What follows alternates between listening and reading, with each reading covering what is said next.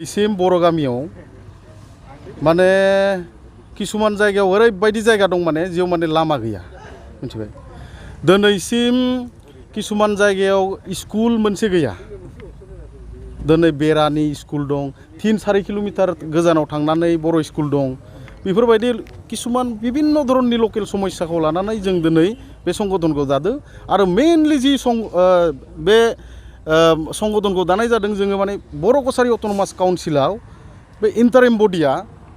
बेखौ सिफायनानै जों माने गोदान माने इलेक्सन खालामनो थाखाय बे प्रेसार होनो थाखाय माने आसाम गभर्नमेन्ट जितुनिखि आरो दानि बे बिजेपि सरकार बा बिजेपि गभर्नमेन्टआ जितुनिखि सालायगासिनो दं इन्टारिम काउन्सिलखौ बेखौ सिफायनानै माने जोंनो इलेक्सन नांगौ बे खोथानि थाखाय जों प्रेसार होनो थाखाय बे संगठनखौ जों दादों आरो लोगोसे जोंनि जितुनिखि बर' समाजाव किसुमान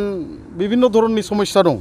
बेखौ जोङो बेनि बेलायाव माने एसे सांग्रांथि खालामनो थाखाय जों बे संगठनखौ दानाय जादों। बे समाव नोंथांमोननि खहा खालामगोन नामा सासे सानै सुबुङा सानदों बेनि सायाव मा बुंनो बेखौलाय सोरबा सानदों सानाखै बेखौ बुंनो गोनां जोंहा खोथा जेबो गैया मानो होनबा दिनै माबा मोनसे संगठन दानायाव माहारियारि आफाद दानाया रावबो संगठना माहारियारि आफादखौ गाज्रि खामानि मावहोनो थाखाय संगठन दाया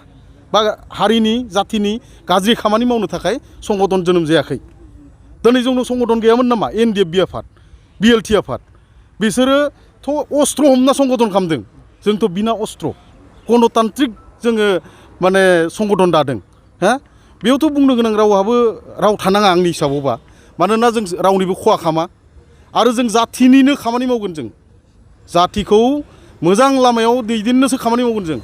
दिनै एबसुआ थालिर दंफां फांबा गायथों इउबिप'आ फांबा गायथों बर' जाथिनि नामाव जोङो फांसे गायगोन होमबा बे जाथिनि डेभेलप जायाखै नामा जाथिया लाब जादोंना जाया बेखौ बेनि थाखाय माने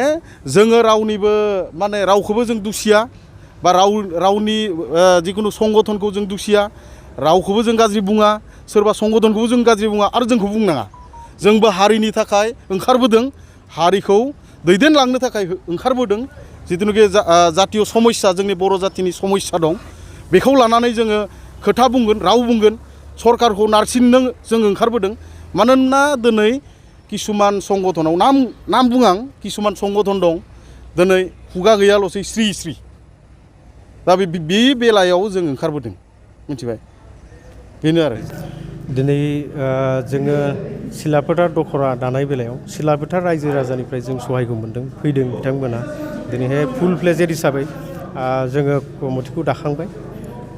दाखांनायनि उनावहाय जों अभारटेकिंबो होबाय दा बेवहाय गिबिनो आङो जोंनि जि सिलाफोथार दख'रा आन्सलिकनि प्रेसिडेन्ट हिसाबै मोननो हादों जे बिस्तिराम खाख्लारि खेरखाटारि बिथाङा प्रेसिडेन्ट आरो सेक्रेटारि नेहाथारि हिसाबै जों मोननो हादों गुनिधर बर' दा बिथांमोनहा निस्सय दिनै बिथांमोननि बिबुंथिनि गेजेरजों मिथिनानै मोन्दों बिथांमोनहा इउबिपिएफ आफादनिफ्राय दिनै समायखिरा लानानै दिनैनिफ्राय बिथांमोनहा खामानि मावनो आवगायलांगोन बर' जाथिनि थाखाय नोंथांमोना मोनबैसे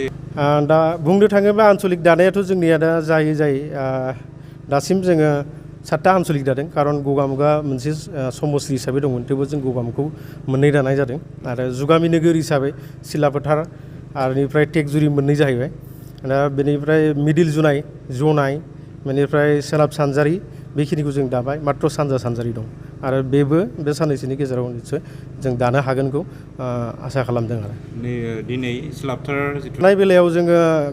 गोबां सापर्ट मोन्दों खारन जोङो मोनफ्रोमबो सिलाफोथारावबो सापर्ट मोन्दों आरो जेसेबां जों दानानै फैबाय दाखांबाय बेयावबो जोङो बर' रायजो राजानि जोंनि धेमाजि सिंनि बर' रायजो राजानि सहाय सहযোगखौ मोन्दों आरो फैगौ जि मोनसे आफाद दंबायो आन्सलिक आफाद दंबायो बेयावबो जोङो निस्सय रायजोनि सहायखौ मोनगोन होननानै जों मिजिंथिदों आरो